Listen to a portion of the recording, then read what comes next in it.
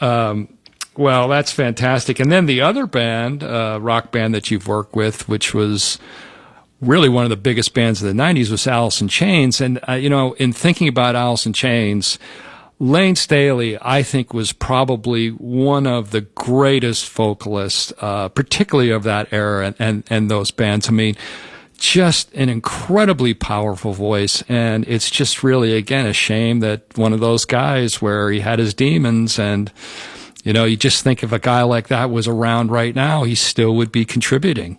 It would be great. So I actually think you've done a lot of work with them at your home in your studio. Well, right where we're sitting. Right where we're sitting. So do tell, give us an Alice in Chains story or two. Stories. I mean, there are too many stories. It's I can start at the beginning. I went over to Columbia, Sony Records, whatever they call themselves, for a meeting with Alice in Chains to shoot an album cover for them. And that's as far, at that time I just went, well, I'm just a photographer this time, so I'm going to shoot an album cover. They had seen a photograph I had taken. I used to do all these multiple exposure in-camera tricks, which I enjoyed doing. And they particularly liked one image that was in my portfolio. And the art director, I think it was Nancy Donald at the time, liked that image. And so I met them, never heard of them, never met them before. And I immediately got them and liked them. And they were so smart and so funny. And, I didn't know where it was going to lead, but I just liked them. And so I was hired. They picked me to do their album cover for Facelift. And I decided to give them a deluxe package. Instead of 1 day shoot, I gave them a 3-day shoot. And one of them was they were standing at the Oakwood. Do you know the Oakwood? Oh, yeah. The Oakwood near very Barham, famous, which I think was owned by Neil Diamond. I didn't know about that. I think he owned that at one time. But anyway, I went over there and met him, and we shot the very first day was in the swimming pool, and I put some plastic over their heads, and they were popping out of the swimming pool, and I went, God, I hope I don't kill them. But they were so fantastic. We got these great pictures of them popping out of the swimming pool with this sheet of plastic sticking to their face, and they were fantastic. And I just went, God, these are great guys. And then I had this idea of shooting them at a sulfur plant down in Wilmington because the setting was so bizarre. It was yellow sulfur, and the look of it was so alien. And visually, I thought, well, this is, I'm into it. And so I pitched that, and they liked that. And so we went down to Wilmington and shot for a day in the sulfur plant. And we got incredible pictures. I took some phony red poinsettias with me to, doll it up and add some more color. And they were perfection to collaborate with. They gave it their all. They were ambitious, as most artists are. And but I wanted to create something, really special. And I remember one particular picture where they were the wind had come up, and I had put them in these cactuses, and they were all crying. And I just went, boy, this is something I like. These hip rock dudes crying in a bed of cactuses. And of course I took pictures. And they didn't use any of them, but I still have it. And they were crying from the cactus because the sulfur was blowing into their eyes. I see. And I just thought it was funny. Oh. So I got funny. Well, I mean, you're torturing these poor boys. To have these dudes, trying to be cool, and but they're all crying. Right. And then we went back to my place. This was the third day, and we shot portraits, and we did the Facelift cover, which was very complicated and tedious. It was multiple exposures of each one of their faces, where I would distort their face individually, like one by one. They would lay on the floor, and I would distort their faces through multiple exposures. And then we did different variations where I would take one of their eyes and a different person's mouth and a different person's nose and put that together in an in-camera multiple exposure, no Photoshop.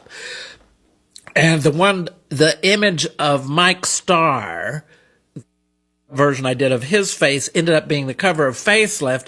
And I've been told that that's why they call the album Facelift, is because of that photograph, right. Which was a copy of what I had been experimenting with in my studio a year before I ever met Alice in Chains. So that's how that came about. Then they asked me to do their first video. Well, so this started off as a photo shoot, and then it morphed into a video. Many videos, and many photo shoots. Yes. I did a lot of album covers, a lot of band pictures, and a lot of. I mean, it went on. It's still going on, as you know. I'm still working with them, and the first video was I wrote a concept. There had been some fires in Glendale, and I went, well, it could be kind of fun to shoot at a burned down house, and so I found a burned down house in Glendale for the location, and it had a swimming pool with a bunch of junk in it from the fire. Right. And I wanted to duplicate in the video what we had shot in the swimming pool at the Oakwood. So I had them in the swimming pool, doing the plastic trick, emerging from the plastic. And I remember, they gave a great performance, in the next to the swimming pool during the video. But what was the most disturbing was the family who had lost their home was there observing us film the video and with their children, and they, Lord knows what they were thinking, when here we were capitalizing on their loss. Right. And there was a doll, the little girl's doll was in the pool, half burned up, and I felt kind of guilty, but I knew it was. It made great art. Supposedly. Well, let's listen to a little Alice in Chains. There's so many great songs, but one of my favorites. Again, when I think of this band, I think of Layne and just what a great performer he was. And it's just one of those rock and roll sad stories. And I don't know, what can you say? I have great memories of Layne. Many I can't share. But one, I worked with that band for so many years. I got to edit myself. After one of our shoots together, I can remember us going out to this bar, just hanging out and having a great time and talking. They were really smart, funny guys. And we were having a great time. And Layne started singing Alice in Chains songs in a different voice. And they were very showbiz versions of like We Die Young, and them. It was a very different interpretation of his regular singing voice. And one of those voices sounded like Ethel Merman, and it was very funny and very unusual. And it just showed it was self-deprecating, and he had a very good sense of humor about himself and the whole, side of rock and roll and showbiz how it all worked. He got it. But that, I'll never forget him singing We Die Young a la Ethel Merman. It was very unusual. Oh, that's fantastic. And I can, I can jump all over the place. I worked with them for so many years. We shot Them Bones. No, we shot the album cover for Dirt right in the room where we're sitting doing this interview. We built the desert in this room, and Sean was the only one that was present for that shoot. That's a whole other story. You'll just have to dig up that on the internet. But regarding Layne, there's one. I was up in Seattle one time, and I was working with them on the Nona Tapes, if you know that. It's a documentary that we shot up in Seattle, and I also was doing another photo shoot with them in a studio up there, and I went up there for another time, and Layne was not leaving his house. And I think it was Sean who took me over to the house, and it was at night. And I can remember they said, I think the idea was that, well, he's not coming out of the house, but maybe he'll let you in. Because I'd worked with him for so many years. Right. And I knew we all know about the issues. Mm-hmm. And I'm not going to go into all those experiences, but I remember standing on his front porch in the night, knocking on the door saying, "Layne, it's Rocky. Come on, let me in." And Lord only knows what he was going through inside that house. Mm-hmm. But he didn't let me in. And I've heard all the stories. But that's my personal story of one of my last encounters with Layne was standing on his front porch just knocking on his door, trying to get him to come out or let me in or something. And he was a great guy. He had a great sense of humor. And I did a video. I did several videos. I did Them Bones, which was a great experience. I wrote this concept that I really wanted to do, and we shot it, and you can watch it, and I won't go into it, but there were problems on that video, but he rose to the occasion. They all did. And then we did another video together called Grind, and there were other problems on that video, but he rose to the occasion. I mean, we got through it. And I think we created some great art.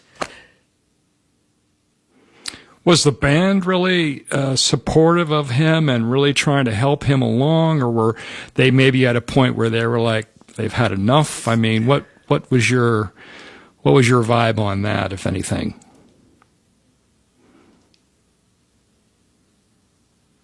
I can't tell you all I know, but Layne was going to make his own decisions on what he wanted to do. Right. And whatever his choice was, I don't think anybody could talk him out of those decisions. He knew what made him comfortable, and those were his decisions. And when we did the Nona Tapes, that was a fragile time in his life, but he got through it. He did have an idea for that little documentary. I don't know if you've seen it, but it's very funny. It was originally meant to be just a short promo piece to promote their 1995 album, which was originally called Tripod, and then they just called it Alice in Chains. Right. And Layne wanted to be a part of that, and he, I don't know if you've seen it, but Jerry's in drag, dressed up as this character Nona Weisborn, who's writing a article for Sassy magazine about Seattle rock dudes. Right. And so we drove around Seattle as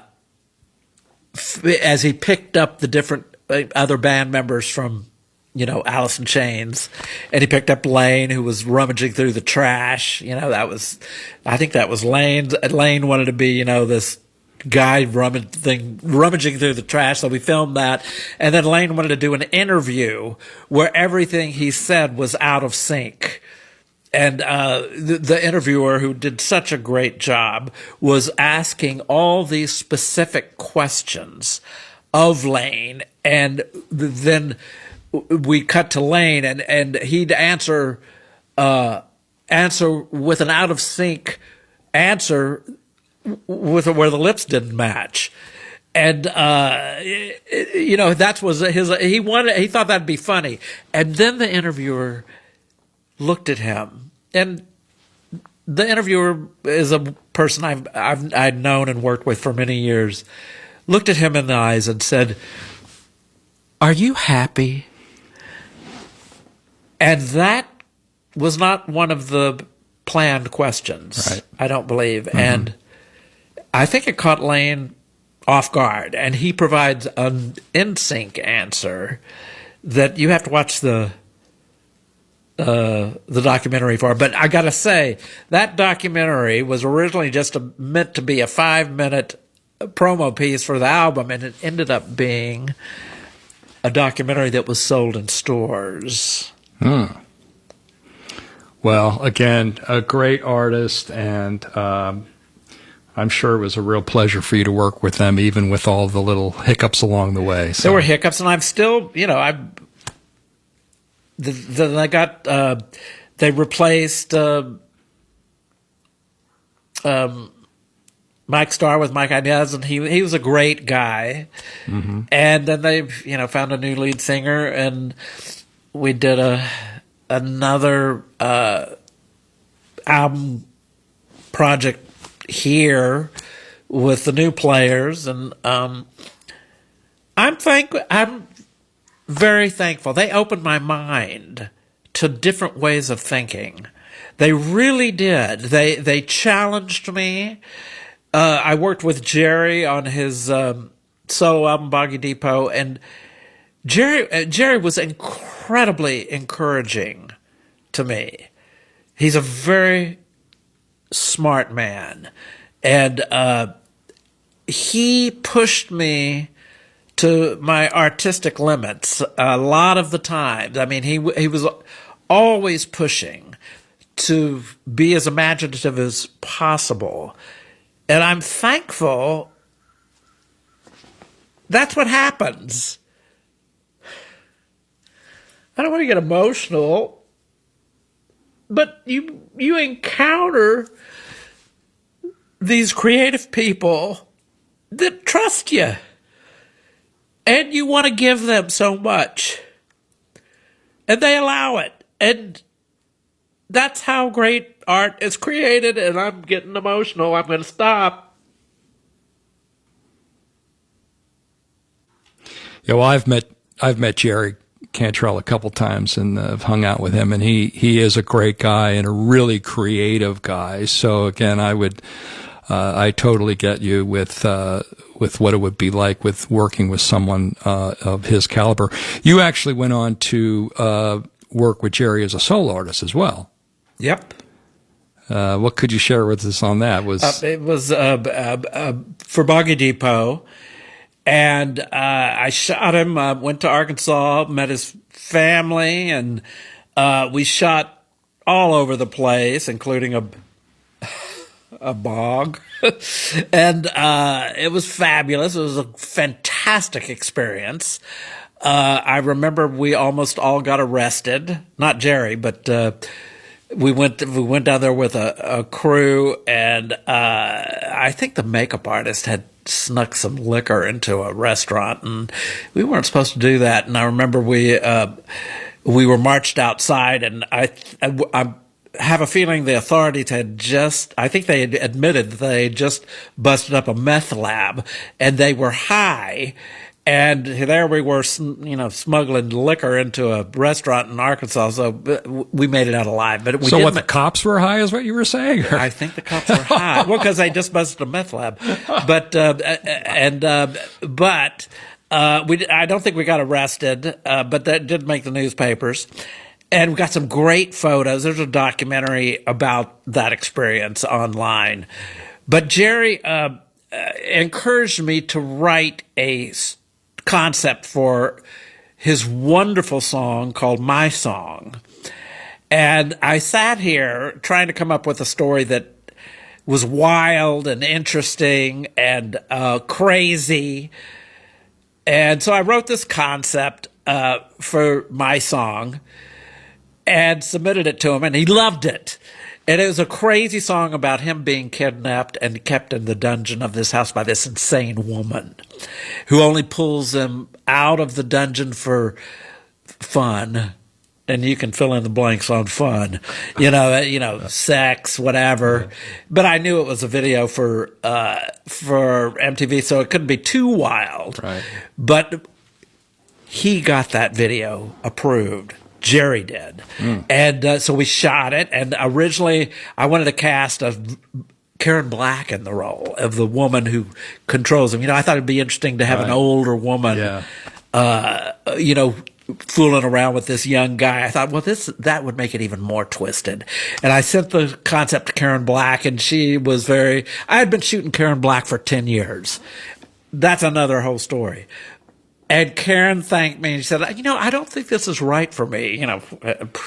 After Trilogy of Terror, a music video torturing a young man is not right for you, but whatever, that was her choice. And I approached a couple of other actresses, and they went, no, I don't want to do that. But Ann Magnuson was the one who ended up, who I had also worked with for many years, and she agreed to play the part. So we shot the video, and it was a fantastic experience. I couldn't believe that I was being allowed to film all these scenes that were questionable. And Jerry, whenever anything was questioned, Jerry stood up for me and said, "We are filming this scene." And it was a provocative story, of this insane woman pulling this young dude out of the basement to have fun with him, drag him around. And there's a sequence, I'll never forget this, where she buries him. And she digs a hole and buries him in her yard so she can just control his head and do what she wants with his head. And kiss him or whatever. And is he supposed to be alive at this point, or? Oh, he's alive, but he's enjoying it. The character was a man who enjoyed being manipulated by a woman. Yeah. That's the character. Right. But in my head. Yeah. And so while we were filming that scene, it evolved where, well, what about if the lady just sits on his face? Since that's the only thing that was above ground. Yeah. And so we filmed the scene where, the lady sits on his face and he makes sure that she's enjoying herself. Right. And then we filmed another scene. It was a crazy video. We filmed another scene where she's hung him up on a tree limb to hose him down so she can clean him up so she can have more fun with him. I'm not even making...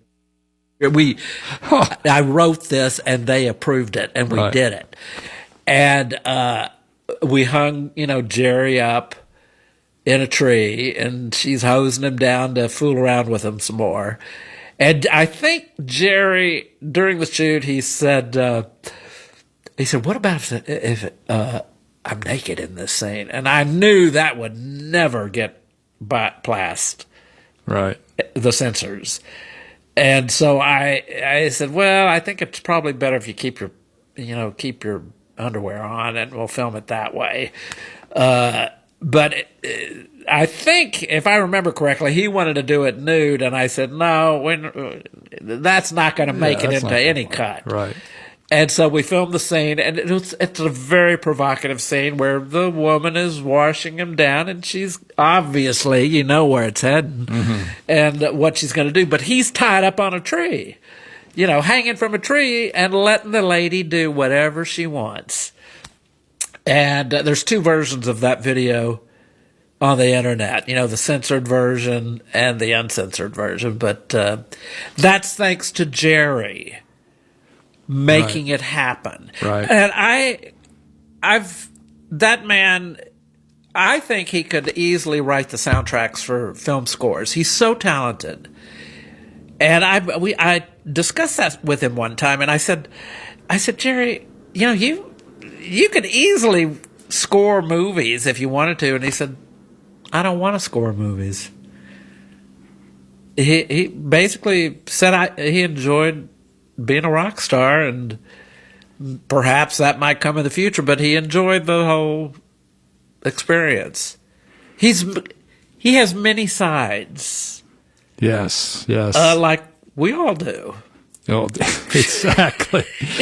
Well, speaking of, I guess, somewhat unusual, Saturday Night Live just had their 50th anniversary, and one of the acts that they featured on the show this last weekend was Devo, and you got to work with those guys as well. Is there any Devo stories that